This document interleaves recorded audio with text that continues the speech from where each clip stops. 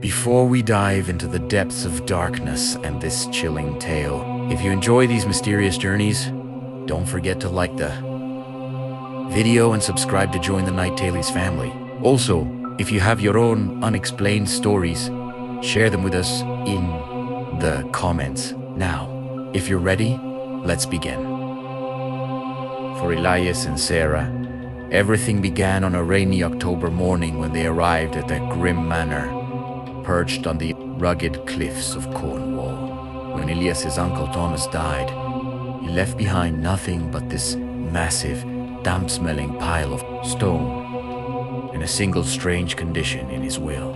Never open the iron chest in the study and do not leave the house for 40 days. For Elias, an architect raised in the rational world of London, this was nothing more than the rambling of an old man. Sarah, on the other hand, was a painter.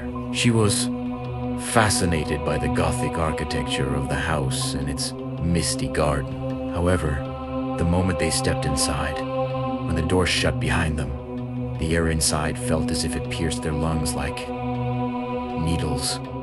The house was breathing. The first week passed relatively peacefully until the scratching began. That sound coming from within the walls, as if someone were clawing at the stones. Elias wanted to believe they were rats, but Sarah had noticed something else. "Elias," she said one evening at dinner, her voice trembling. "The silverware in the kitchen keeps changing places, and in the mirrors. When I see myself, it feels like someone is standing behind me, but when I turn, no one is there." Elias laughed, but as his laughter echoed through the empty rooms, he too shivered. That night, the door of their bedroom opened on its own. In the corridor, a sloshing sound like wet footsteps echoed. When Elias rushed out to look, he saw on the dusty floor footprints that did not resemble human feet, twisted, with long fingers leading toward the study. Curiosity is a poison stronger than fear.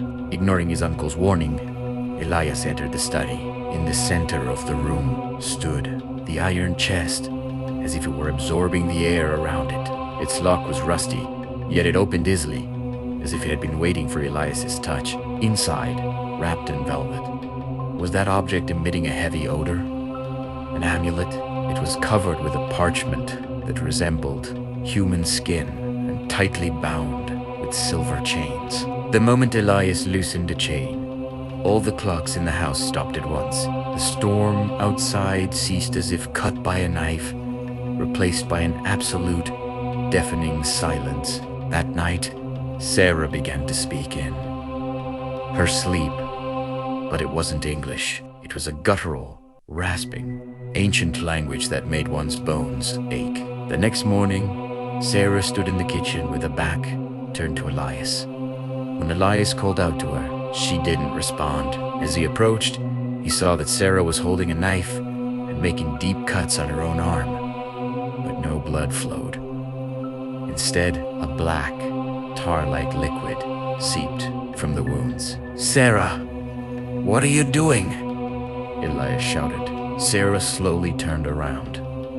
Her face was the same, but her gaze no longer belonged to a human. The whites of her eyes had turned completely black, and her pupils had shrunk to pinpoints. "It has come, Elias," Sarah said, her voice deep, as if it were coming from the bottom of a well. "You broke the seal. Now it wants one of us.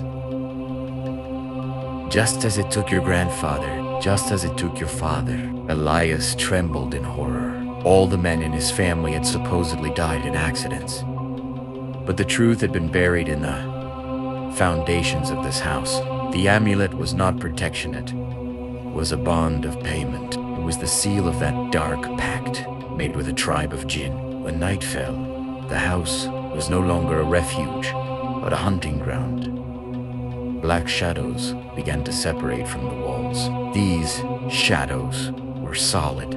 They knocked over furniture as they passed, cracking the floorboards. Elias tried to protect Sarah, but her body convulsed uncontrollably. Her her joints bending at angles no human body could achieve. Sarah screamed, briefly regaining herself. They're walking inside me, Elias. They're crushing my soul, Elias. Examined the writings on the amulet in horror. Inside the amulet was a small needle. The inscription stated that the only way to stop this darkness was to let the blood of one who comes willingly flow into the heart of the amulet. The entity appeared at the end of the corridor. It was tall, thin, its skin clinging tightly to its bones. It had no face only, pitch black void. It had a human form, but it was far removed from humanity. It approached slowly, as if floating in the air. Witesh stepped. The house trembled violently. Elias saw that Sarah was about to be completely lost. The entity leaned over her, wrapping its long fingers around her throat. Elias had to make a choice. Either he would run and watch Sarah be consumed by that entity, or he would complete the pact. Elias took the amulet and drove the needle inside it, directly into his own palm. As his blood dripped onto the ancient symbols on the amulet, a scream rose from the house so powerful that the windows shattered. It was the cry of thousands of souls at once. The moment the entity sensed Elias's blood, it released Sarah and turned toward him. In that faceless void, Elias saw his own. And as his blood flowed, his vision blurred and his body grew cold. The amulet began to glow red-hot as it absorbed the blood. When the sun rose, the manor was silent. Sarah woke up on the floor of the study. Everything was in ruins, but that heavy, suffocating atmosphere had vanished. She searched for Elias, but he was nowhere to be found. On the table lay only the amulet, now completely black, with Elias's name carved into it. When Sarah picked up the amulet, a whisper reached her ear. It was Elias's voice, but it came from very far away, from very deep. Run, Sarah, and don't look.